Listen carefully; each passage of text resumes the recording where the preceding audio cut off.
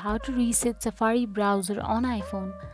So let's get started. So as we all know that we cannot delete the Safari app from iOS device.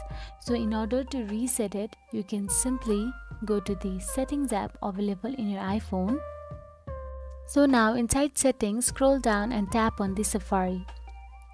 Now inside Safari, scroll down till you find the advanced option available in there. So now after you tap on the advanced, you'll get to see the website data option available in there. Now tap on the website data. So after you tap on the website data, you will get to see all the website datas of your Safari. So now simply delete all of them. So after you delete all of them, you can go back to the settings again and go to the general again inside the settings, then tap on the iPhone storage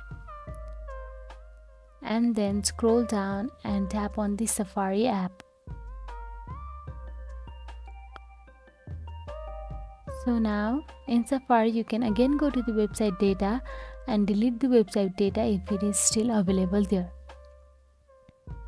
After that you can simply restart your iPhone. After you restart your iPhone, your Safari will successfully be reset.